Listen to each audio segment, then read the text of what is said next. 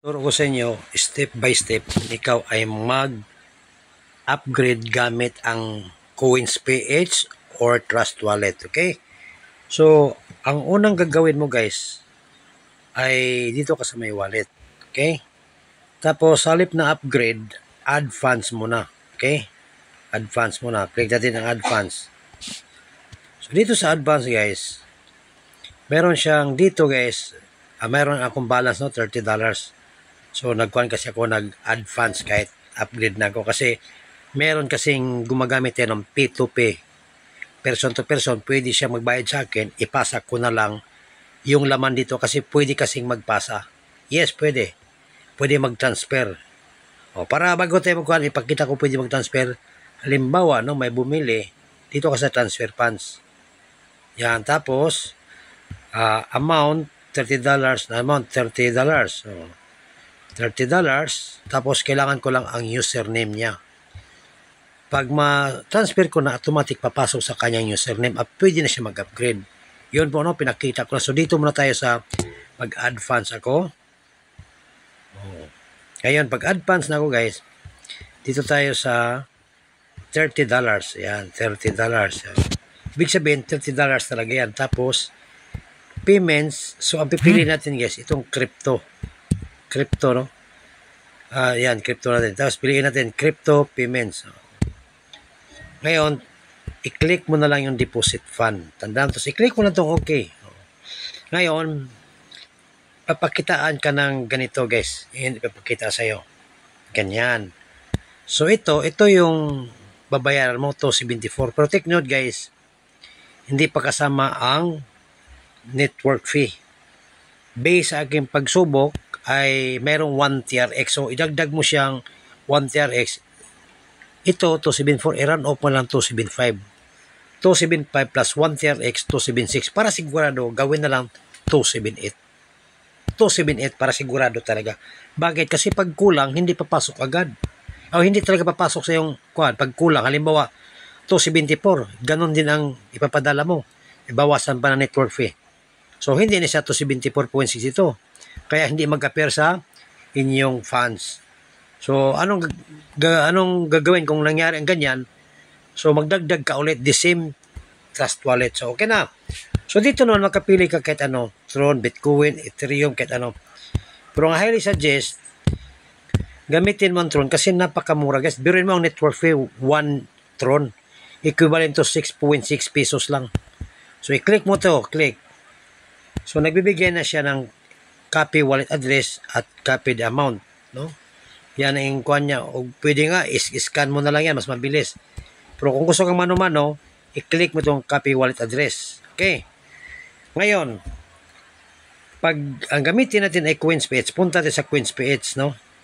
Punta tayo sa Coins PH. So, ito yung Trust Wallet. Yes, dito ka sa home. So, mayroon akong 351 lahat, no? So, tingnan natin yung dito sa portfolio pala.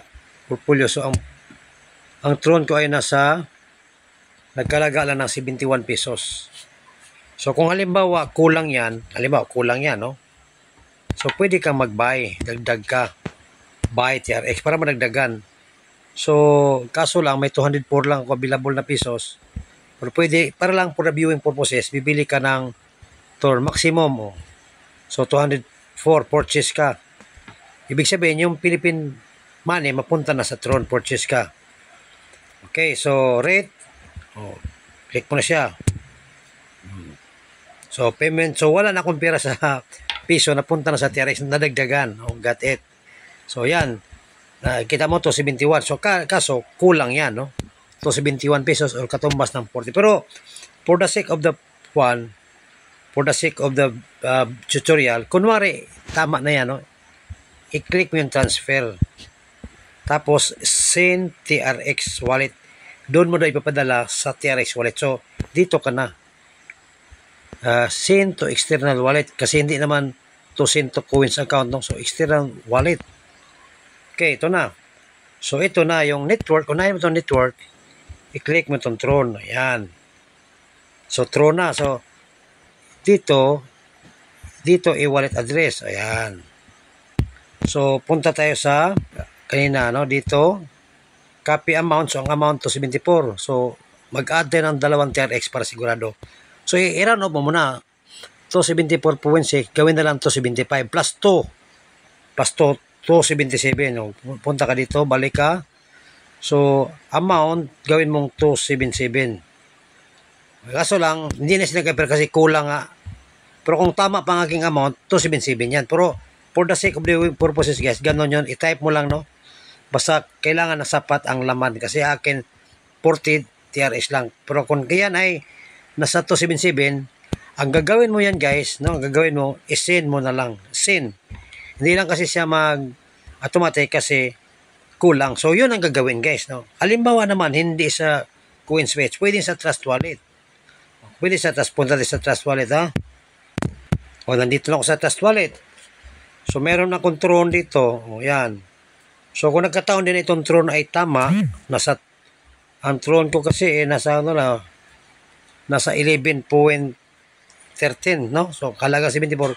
So, dapat kailangan din mga 277. So, kung tama pa yan, pwede rin dito i-click ang send. The same e-wallet address. Ayan. Tapos amount, ilagay dito 277. 277. Kaso lang, not enough balance. Pero kung enough pa yan, next, diretso na yan. So, ano mangyayari, guys? Ganito ang mangyayari. So, dito na yan, makikita mo sa dashboard mo, mag-appear na yan. Tulad nito, nag-appear na sa akin, no? Yan, may $30 na. Kaya na ginawa ko yan, no? So, lagi mong pasubraan, no? So, based on my experience, mas pinakamura ang TRX. So, guys, don't forget to subscribe, no? Para updated ka sa mga sunod na video. Okay, ito si Danny Gabriel. Thank you very much. Sana nabigyan kita ng paano mag-guide. Pero, kung gusto ka na masigurado, mag-P2P ka na lang, no? Tulad nito, halimbawa, meron kang GCash, babayaran mo ako, halimbawa, mga gano'n, no? Tapos, babayaran mo ako, tapos ipasa ko lang sa iyong username. Pagpasa sa username, mag-appear dito. So, anong gagawin dito pag nandito na? Halimbawa, pag nandito na yan, ang gagawin mo, click mo lang dito. Yan, click. Tapos, click my wallet. Tapos, i-click upgrade. Yan. So, kaso lang ay nakapag-upgrade na ako. So, hindi na ako pwede kasi congratulations, you have blocked your position. So, 24 days na lang. Okay?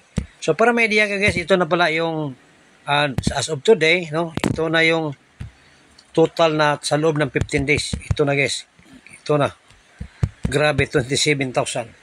Ang nag-sign up, no, ang nag-sign up lahat, ibabase sa pizza na akong nag-sign up. Grabe. Okay, guys, ito si Danny Gabriel.